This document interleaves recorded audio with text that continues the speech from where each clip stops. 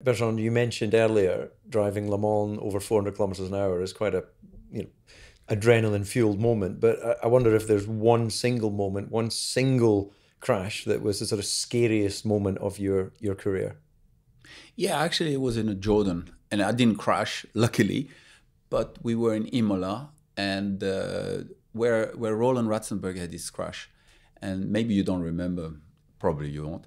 But the rear suspension failed on the straight, and I did a 360 at 327 kilometer per hour. We saw on the telemetry, and in those days we were not protected, So the air would come in the helmet, and my helmet took so much air when I went sideways that Came off. I was bleeding here.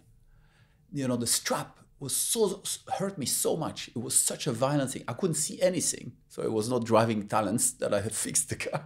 The car went back straight. And that was a really scary moment because I knew that, I was out of control. It was just luck. Yeah, well, motor racing is dangerous. It says it on the ticket. But I think that there was no question that era that we were all coming up through was a pretty raw period for motor racing. Thankfully, there's a lot more safety. Actually, I'm interested to know your view on this, because my view is, of course, I don't want to see anyone get injured in life and in motor racing. But equally, if you step in a boxing ring, you can't expect not to get punched and it to, at some level, hurt. So I don't resent or fear or anything the period I raced where you mentioned, our shoulders used to stick out of the car. At the end of a Grand Prix, my shoulders would be covered in brake dust and oil. But it never felt like we were doing something particularly dangerous or scary. It just felt that's what we were doing at that time. Yeah, but I think that the times have changed. What we did then was acceptable. Today it would not be acceptable. And think of how many of our friends have gone, and it's you have to look at it. The times have changed. It's not acceptable. The risk level. I can give you examples which are crazy. I drove for Onyx, which was in 1990, unfortunately a long time ago. But when we put the qualifying tires on for the first time, and I'm not kidding you, I'm telling you the truth. We put the qualifying tires for the first time. I went in the corner. When they got hot and they got the grip, I turned.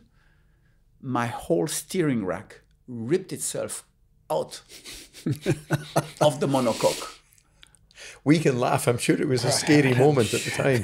And basically, must have been some grip. When that happened, okay, I went back to the pits slowly because the car was going everywhere.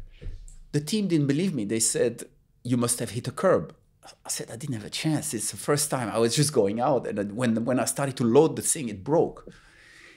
And then Stefan happened exactly the same a few laps later. Johansson. Yeah, Stefan Johansson. Swedish Sorry. race driver. Yeah. Sorry. He's an artist now, isn't he? Great artist. We're going to come on to your business in a moment. But anyway, Stefan went out. Yeah, and basically, this was the Formula One those days. It was very, very dangerous. You had mechanical failures, which were catastrophic, at those speeds. And today, it's unacceptable. It will not happen.